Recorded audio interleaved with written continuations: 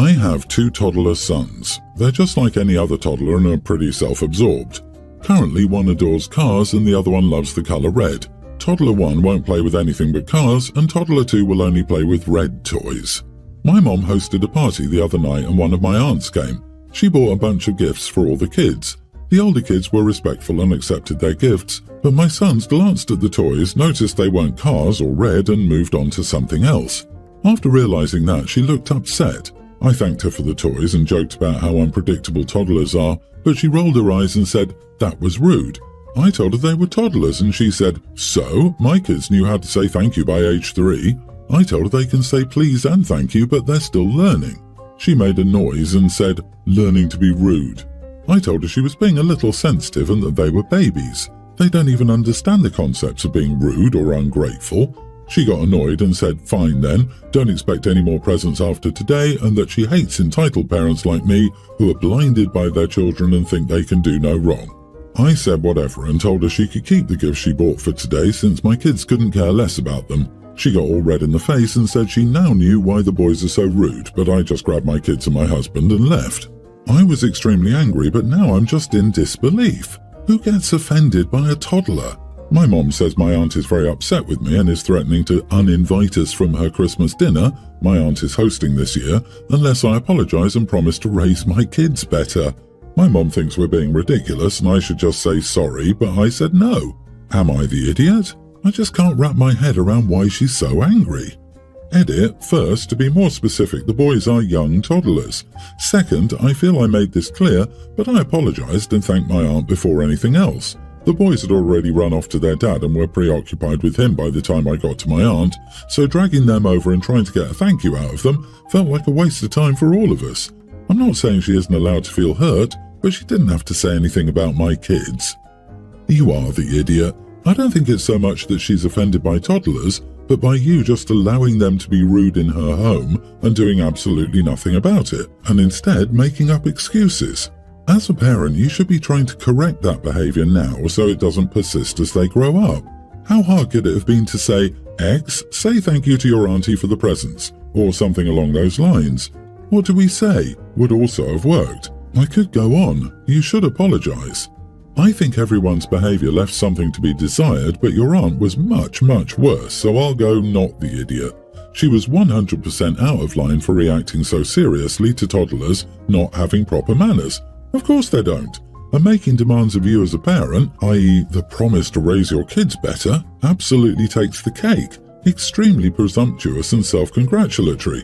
She should have kept her assessment of your sons or your parenting to herself, as it's frankly none of her business. My nephew at 3 just fundamentally didn't understand gifts. I gave him a bag to open. He got the soft toy out, looked at it for a moment with total ambivalence, then threw it behind him and started admiring the gift bag and saying, "Wowee!" We all just laughed because he's a toddler. He's 11 now and I can assure OP he has excellent manners and always says thank you for gifts. To me, nothing is more impolite than an adult getting offended by the actions of anyone under 5 years old. Aunt got annoyed and said, "Fine then, don't expect any more presents after today," and that she hates entitled parents like me. She got so mad she basically said she hates you, and adds, "Unless I apologise and promise to raise my kids better," and then want you to debase yourself to soothe her wounded pride. Your kids are just starting to be verbal and your aunt is flipping like this over lack of verbal expressions. She needs to get over herself. You should probably get assessed for some kind of personality disorder because I can't understand why she would react so hostile to literal babies. Mini update. I sincerely believe there was no reason for her to get so angry, but I understand I was rude and will apologise. We won't be attending her Christmas party though. Thanks for all the comments. I appreciate the nice ones with constructive criticism. My twin cousin has been living with us for 9 months. She was also in foster care for 6 months before living with us. We have a 4-bedroomed house and there's me, teen female, my brother, older teen, my sister, nearly adult, and my parents, so there wasn't an extra room for her. We're converting our old playroom to a bedroom, but until then, she's sleeping in my room because we're closest in age. Sharing a room with my cousin is exhausting. She refuses to leave the room for anything after my mom tucks her in until my mom comes to get her. So she's hungry, scared, needs to go to the bathroom, feeling sick, etc., she always wakes me up. Then I have to get my mom so my mom can take care of it. She also randomly hides under her bed and cries, so I always have to drop what I'm doing to get my mom to take care of that too. The other night she woke me up because she wanted my mom. She could have gotten her herself, but she always insists on waking me up and asking me to get her. I got my mom because she could have cried all night if I didn't. Then the next morning I said it should be someone else's turn to share with her until her room was ready, and that I was sick of being woken up because she's scared to leave her room after bedtime. My dad said her room should be ready soon and they're not moving her to another room. I said it was BS that they were making me babysit their niece all night, and my dad threatened to ground me if I didn't shut up. Am I the idiot for saying someone else needs to share a room with her? Not the idiot. My dad said her room should be ready soon and they're not moving her to another room. How the heck is this taking any time at all? How to convert a playroom to a bedroom? Set up a bed. You're done. So what happens if OP tells CPS about how she's losing sleep and her parents have threatened her with retribution simply for asking for a break from the burden of overnight childcare so that she can get the rest necessary for her physical and mental health? The kid should be in with OP's parents. It sounds like your cousin has suffered severe trauma and needs a great deal of support. Is she in therapy? If not, she should be. It's unfair that your parents have put you in the position of being a support person for this child when you're not qualified to do so. They are ignoring the stress your cousin's situation is putting on you. Perhaps you can suggest they get a baby monitor or walkie-talkie for your cousin to contact your mom directly. She will need that when she's in her own room. You're certainly not an idiot. But I think your parents aren't trying to parentify you on purpose here instead of being stressed out by the situation and can't think of better solutions. Do anything you can to get the sleep you need. Earplugs, sleeping in your sister's room, or anything you might come up with. It sucks, but moving her multiple times will just compound her trauma and her room is nearly done. Hang in there. Long story short, my 28 male grandparents used to live on this ranch for almost 60 years and both passed on the property. My mother was raised there and so were my siblings and me, so the house has a lot of sentimental value. There's also a lot of monetary value to the property. The problem is the upkeep, especially as a single 28-year-old with a moderate paying job. This is what I told my grandfather years ago when he told me he wanted the house to be my inheritance, to raise my own family like he did his. It became a running thing with him telling me I needed to get comfortable with the house for when it's mine, me saying I'd just sell it and him arguing with me about that. He sadly passed early last year quite suddenly and, true to his word, left the house to me, among other assets. I decided I'd try to make the old man happy and accepted the responsibility. For the past year I've been trying to make everything work with fluctuating success, but ultimately the house is a sinkhole. On top of that, I've been headhunted for a job across the country with the potential to move overseas within the next year. After long internal deliberations, I decided just to sell the house. When I told my sister, she lost her crap. She says I'm disrespecting the old man's wishes by selling it to a stranger and should rather let her and her husband have it. I told her she could have it immediately as long as she could pay the market value for the house. She thinks it's unfair to ask for money for a house I got for free and offered to stay in it, and in return, she'll upkeep it herself. I was planning on using the money from the sale for a place when I moved, though, so that also wouldn't work out. There's a lot of tension now, and she's even trying to rally family members against me.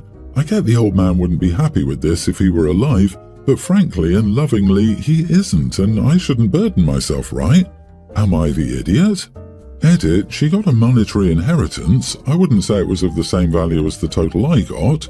She's against giving any money to me since I got it for free, but most importantly, an extra monthly income wouldn't be as useful now since I'm moving as a lump sum would be. The old man was a bit complicated because he believed that sons continued families and daughters marry into them, so she got money and I got the ranch. Not the idiot. I'm not the biggest fan of venerating the wishes of the dead when it's counter to your well-being.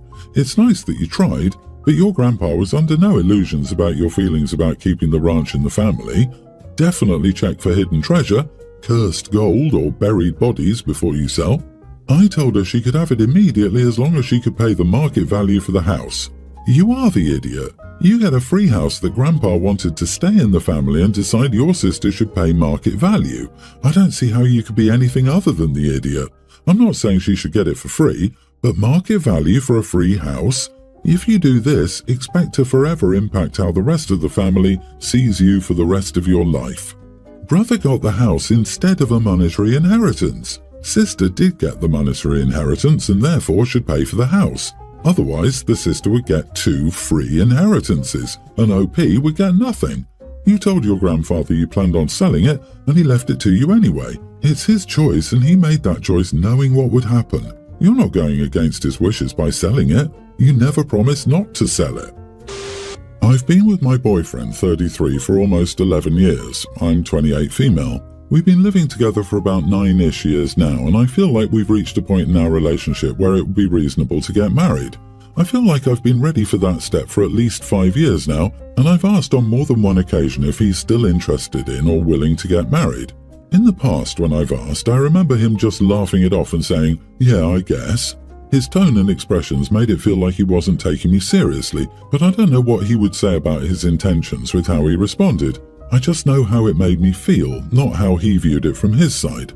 A few years ago now, I directly asked if he'd thought about engagement rings, and his response to that was, "Well, I could either have bought a new car or gotten you a ring."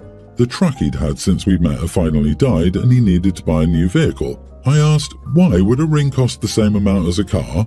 That seemed ridiculous. That was the first time I'd ever looked at engagement rings and their prices, and, as it turned out, you could find an engagement ring that cost upwards of $15,000. I also found examples of rings I thought were pretty and sets with a wedding band that cost less than around $1,500, and showed him those as an idea instead. But I also didn't bug him about a ring again for at least a couple of years, because he was making vehicle payments, and I didn't have any expenses like that then. Time passed and I finished my university degree, which had been another reason he'd brought up before that getting married wasn't a priority while I was in school. He finished paying off his vehicle and I thought, maybe now that he isn't making vehicle payments, he might take that money that used to come out of his account and put it towards a ring instead. But it's been a few years now, and I think he put that money towards tattoos and a PS5 instead. Which is fine, it's his money to spend how he wishes. I just have to note that he prioritized those things over the next step in our relationship. And the last time I brought up getting married, he said, marriage is just a box people feel like they need to check off, just like having kids and buying a house. I replied, I want to check the box. I want to get married and have a wedding, then have kids. I feel like I've made my position clear and it doesn't feel like he cares or places any value on something that's important to me. I don't want him to become a groomzilla and go wedding crazy, but I want him to think it's an important next step in our relationship, even if it's only important to him because it's important to me. I don't want to end an 11-year relationship because he didn't buy me something shiny, but I also don't know if I could compromise getting married and not end up resenting him for it down the road if I stayed and started a family with him without the marriage first. Would I be an idiot if I set a time limit for how long I would wait? Would I be a bigger idiot for telling him I have a time limit? Or if I didn't say anything and just let him play the year out like he always would have if I hadn't said anything about it? Am I the idiot for placing value in the symbol of an engagement ring and proposal in the first place, even if I don't expect the ring to have a high monetary value in itself? Hold on, are you two not on the same page with kids? That's a way bigger problem than a wedding. If he doesn't want kids and you do, this relationship is dead in the water, even with a wedding. He doesn't want to marry you or have a family with you. Find someone who does. The sunk cost fallacy applies to relationships too. This guy couldn't be clearer. He doesn't want to marry you. An ultimatum is just desperate. He's already told you that your goals are not aligned. Why are you still pursuing him? Have some self-respect. It sounds like OP wants marriage and kids, but dude wants a child-free roommate with benefits. They are not compatible and OP is wasting her childbearing years. I'm sorry, he doesn't care, and he will find another girl, hopefully over 18 this time, to warm his bed for a time. Babe, this has very little to do with purchasing a ring. You can get an engagement ring for $300. He's never proposing. It's been 11 years. You should love yourself enough to move on. Someone out there will want this with you, and you deserve that. Not the idiot, though.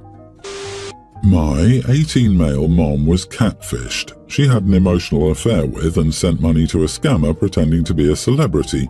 The $8,000 she sent to him throughout being scammed was one thing, but what made Dad's decision to go through with divorce straightforward was the nauseating lovey-dovey messages between the two of them, including one where she told the scammer she was planning to leave us for him.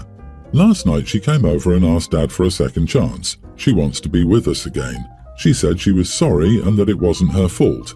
Dad was too stunned to say anything. He just stared at her incredulously when she said she wasn't in the wrong, then looked at me while struggling to find the words, so I jumped in. I reminded her that she promised the scammer that she would leave me and Dad for him and that it's her fault we don't want anything to do with her. She said I can't blame her since she was manipulated and it was like victim blaming. Not the idiot. She was swept up in an emotional affair with a celebrity, lost thousands of dollars that was no doubt half your dad's money, then was planning on leaving you both. Regardless of it ending up being a catfish situation, in the end she still did all these things. She made a bed, now she can sleep in it. Calling this victim blaming is an actual joke. Victim blaming is for stuff like getting mugged, wrong place, wrong time, etc. She had an emotional affair. Yes, she was a victim of theft and manipulation, but she either thought she was having a real emotional affair, or she sent the money and said that because why? No reason? Or, to put it another way, she's the one who said the words she said. Whatever led up to them. You can't unring a bell. I'm sorry I'm going to the bad place for laughing. I shouldn't laugh, but really, I'm curious about what she thought the celebrity needed $8,000 for. The number of middle-aged women from the middle of nowhere who are convinced that Johnny Depp is in love with them and needs their money is stunning. I don't feel bad for her. She said she was willing to leave her family. Well, she got her wish.